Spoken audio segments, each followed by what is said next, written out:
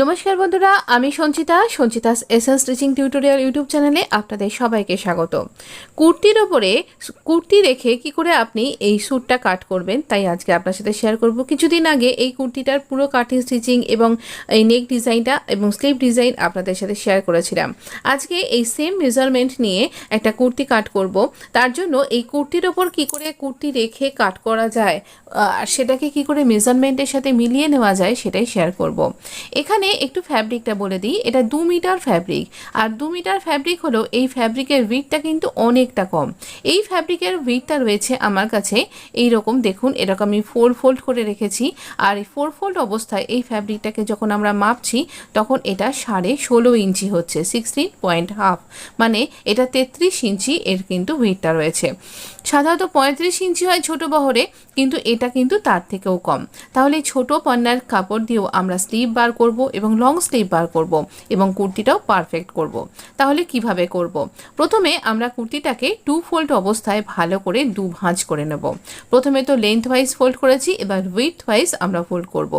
আমি আপনাদের আগেও বলেছি যে উইডথ ওয়াইজ ফোল্ড করতে হয় আমাদের চেস্ট বা হিপ সাইজের 4 ভাগের 1 ভাগ, এবং একটু লুজিং নিয়ে আমরা চলবো 1 ইঞ্চি, তারপরও আবার লুজিং দেব। এবার এই ফোল্ডের সাইডের সাথে ফোল্ডের সাইড মিলিয়ে রাখবো। আর ওপরের দিকে যে শোল্ডারটা আছে সেই শোল্ডারের সাথে শোল্ডারের যে একদম যেটা হাই পয়েন্ট সেখান থেকে মিলিয়ে রাখবো। তো দেখুন এই রকমভাবে একদম টান টান করে মেলাবো। এটা এসছে 13 ইঞ্চি। তো এই রকম 13 বা 12 ইঞ্চি এরকম রাখবেন। তো আমি এখানে একটু লুজিংটা কম দিচ্ছি, আর এই রকমভাবে এইটুকুনি সেলাইয়ের জন্য যেটা ভেতরে ঢুকে আছে কুর্তিটার সেই অংশটা কিন্তু আমি এখানে এইটুকুনি বাদ দিয়ে রেখেছি। এবার কুর্তিটার লেন্থ কতটা? এই কুর্তিটার লেন্থটা বেশ অনেকটাই বড় হবে।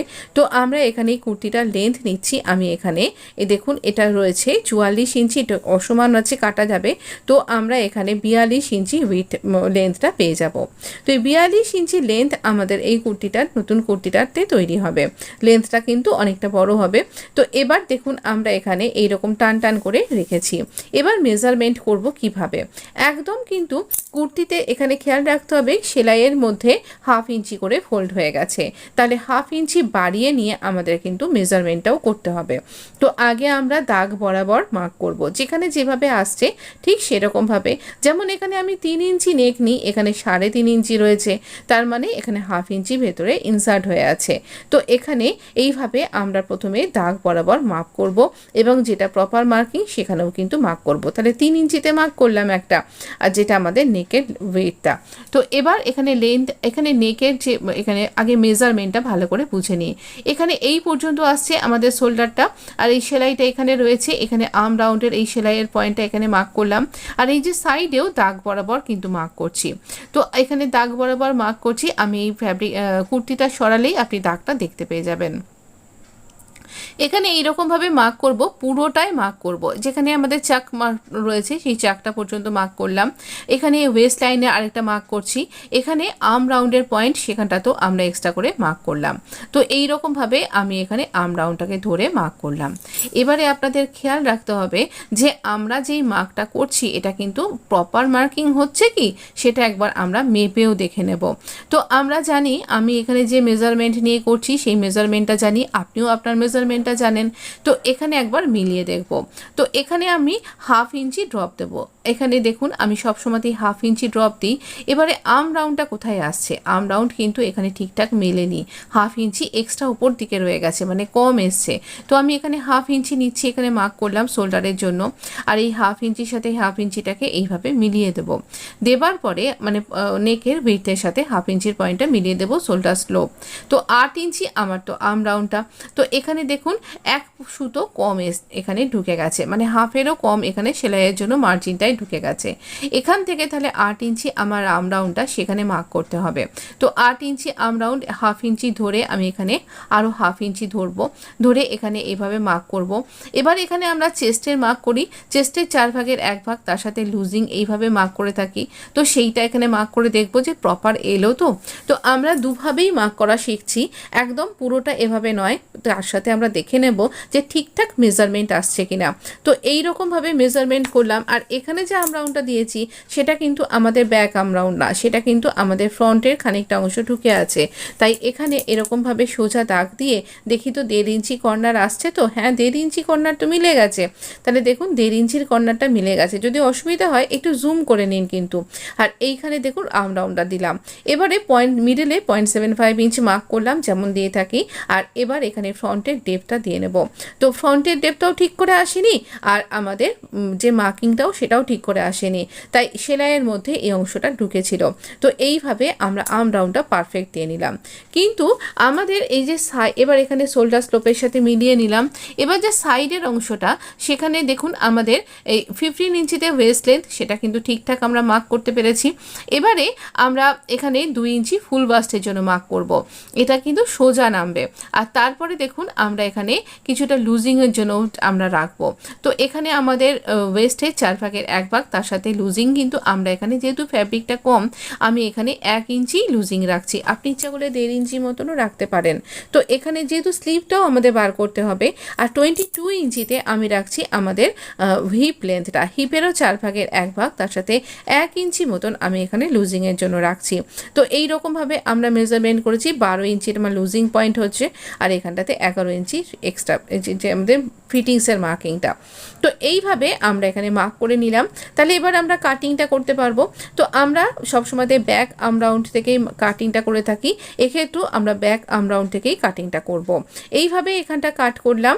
আর আমি এখানে একটু স্লো মোশনে দেখিয়েছি। একদম যারা বিগিনার্স, যারা একদম নতুন ফ্যাব্রিক কী করে কাট করবেন, কাট করতে গেলে কিছু গন্ডগোল হবে না তো এরকম কিছু ভাবছেন, তাদের জন্য কিন্তু এই ভিডিওটা একমাত্র তাদেরই জন্য। তাদের পক্ষে খুব সুবিধা হবে, এটা তাদের জন্য খুব সুবিধাজনক একটা ভিডিও। এবার এই পর্যন্ত কাট করে নিয়ে এই যে সাইড থেকে দেখুন এই যে ফ্যাব্রিকটা যেটা আমরা স্লিভের জন্য বার করছি সেটা আমরা এখানে বার করে দেব। তো এখানে এইভাবে ইজিলি কিন্তু আপনি অনায়াসেই নিজের সাইজ মতন ডিজাইনার কুর্তি বা যে কোনো রকমের ড্রেস কিন্তু তৈরি করতেই পারেন। তো এবার আমরা এই যে বাকি অংশটাতে পুরোটা মার্ক করে কাট করে নিলাম। এটা আমাদের স্লিভের জন্য থাকবে। এখানে এক্সট্রা ফ্যাব্রিক এটা নষ্ট করব না, অন্য কোনো কাজে লাগাবো। আর এখানে মার্ক করে নিলাম নেকের জন্য, শোল্ডার স্লোপটা এখানে কাট করে নিচ্ছি। আর এবার আমরা এখান থেকে এই যে অংশটা খুলে নেব, নিয়ে ব্যাক এবং ফ্রন্ট পার্টটা উপর দিকে জোড়া রয়েছে এই অংশটাতে কাট করে নেব। এই রকমভাবে আমরা এখানে ফ্রন্ট এবং ব্যাক পার্টটাকে আলাদা করে নেব। এবার এই রকম ফ্যাব্রিক বা একরঙা ফ্যাব্রিক এই সমস্ত ক্ষেত্রে আমি সবসময়তেই উল্টো দিকে একটা মার্ক করে নিই, এরকম ডাবল দাগ দিয়ে, যাতে আমার পক্ষে বুঝতে সুবিধা হয় কোন দিকটা উল্টো আর কোন দিকটা সোজা। আপনার পক্ষে এরকমটা হলে আপনি এটা করতেই পারেন। এবার ফ্রন্ট পার্টটার সাথে আমরা এভাবে মিলিয়ে নেব একদম সম্পূর্ণভাবে, যেভাবে আমাদের দাগটা গেছে সেইভাবে কাটের সাথে কাটে এভাবে মিলিয়ে নিয়ে আমি এখানটাতে এই ফ্রন্টের যে ডেপথটা সেটা কাট করব। নেক ডিজাইন এখানে যদি দেখাতে যেতাম তাহলে অনেকটা বড় হয়ে যেত ভিডিওটা, তাই জন্য আমি নেক ডিজাইনটা পরের ভিডিওতে আপনার জন্য নিয়ে আসছি। দুটো ফ্রন্ট এবং ব্যাকের জন্য দু রকম নেক থাকবে, আর আমি সেটা পরের ভিডিওতে দেখাচ্ছি। তো আমাদের এইভাবে কুর্তিটা কাট করা হয়ে গেছে। এবার স্লিভের মেজারমেন্ট কি করে নিতে হয় একবার দেখুন। এত সরু ফ্যাব্রিক, এতে করেও আমরা লম্বা স্লিভ তৈরি করব। তো এখানে দেখুন আমাদের স্লিভের মেজারমেন্টটা কিভাবে নিতে হবে। তো আমাদের এখানে ছিল 8 ইঞ্চি আমরাউন্ড। তো 8 ইঞ্চি আমরাউন্ডের সাথে আমরা 3 ইঞ্চি 8 ইঞ্চির সাথে যোগ করে নেব, তাহলে 11 ইঞ্চি হয়ে যাবে। এই 11 ইঞ্চি হবে আমাদের স্লিভের উইডথটা। তাহলে পরে কি হবে, আমরা ফ্যাব্রিকটা যখন আমরা স্লিভটা জয়েন্ট করব তখন আমাদের না কোনো এক্সট্রা ফ্যাব্রিক আমাদের কম পড়বে না, ঠিকঠাক ফ্যাব্রিক হবে। তো 11 ইঞ্চি আমি 4 ফোল্ড অবস্থায় এই ফ্যাব্রিকটাকে রাখছি। আর নিচের দিক থেকে যে ফ্যাব্রিকটা সেটা আমরা এর লেন্থটা ইনক্রিজ করতে ব্যবহার করব। এখানে খুব বেশি ডিজাইন দেব না, আমরা একদম সাধারণ কুর্তি হবে, সিম্পল কুর্তি, তা সত্ত্বেও কিন্তু আমরা খুব সুন্দরভাবে করতে পারবো। এবার দেখি এই স্লিভের সাথে এই স্লিভটা মিলিয়ে কিভাবে আসছে। স্লিভের সাথে স্লিভ মিলিয়ে কিন্তু খুব ভালোভাবেই আসে, কিন্তু তাতে করে যখন আমরা স্লিভটা জয়েন্ট করতে যাব তখন কিন্তু একটু অসুবিধা হয়। কিছু মনে করবেন না, আমিও কিন্তু একদিনে এরকম প্রো হয়ে যাইনি, আমিও আপনার মতনই কিন্তু বিগিনার ছিলাম। সেই সময় আমিও এইভাবে কাট করেছিলাম একবার, তখন ঠিকঠাক হয়নি, তাই জন্য মেপেই দেখা দেখাচ্ছি 3.5 ইঞ্চি আমরা এখানে স্লিভের জন্য মার্ক করলাম। স্লিভ এটা ড্রপটা নিলাম, যে এখানে স্লিভ ক্যাপ হাইট 3.5 ইঞ্চি, আপনার ক্ষেত্রে যা তাই নেবেন। এখানে 2 ইঞ্চি আমি লুজিং দিলাম, দিয়ে এইভাবে স্লিভের যে আর্ম রাউন্ডটা সেরকমভাবে মার্ক করে নিলাম। এইভাবে যদি স্লিভ করেন, আপনার যদি কুর্তিটা ছিঁড়েও যাবে যখন, তখনও দেখবেন কোথাও আপনার টান পড়ছে না আর্ম রাউন্ডের জন্য। একদম পারফেক্ট হিসাব এটা, আর এভাবে করতেই পারেন। তো আমি এইভাবে ওর জন্য শেখালাই সবসময়তেই। তো এইভাবে কাট করে নেবে। আর এবার দেখুন আমরা এখানটাতে এইভাবে কাট করে নিচ্ছি এই অংশটা এইরকমভাবে যদি কাট করেন, আপনার জয়েন্ট করবার সময়তে কোথাও ফ্যাব্রিক কম পড়বে না। আর স্লিভটা কখনোই আপনার ওঠা বসা শোয়া কোনো ক্ষেত্রেই হাত নাড়াচাড়ায় কোথাও টানও পড়বে না, খুব সুন্দর ফিটিংস হবে। এবারে আমরা এটা 6 ইঞ্চ এটা রয়েছে, আর এর যে লেন্থটা আরও বাড়াবো আমরা। আর এখানে 7.5 ইঞ্চি মানে 7.55 ইঞ্চে আমি এখানে মার্ক করলাম। আর এখানে 1.5 ইঞ্চি মতন ছেড়ে দেবো, 1.5 ইঞ্চি মতন ছেড়ে দিয়ে আমরা এখানে এই স্লোপটা দিয়ে নেব। এতে করে কি হবে, আপনার ওখানটাতে টান পড়বে না, ওই অংশটা ফিটিংসের মধ্যে আমরা সেলাই করে নেব, আর এটা একদম সুন্দর ফিটিংসও হবে। তো এই রকমভাবে আপনি যদি ছোট স্লিভ রাখেন গরমের দিনে, তাহলে এটা একদম পারফেক্ট, আর আপনাকে লেন্থ বাড়াতে হবে না।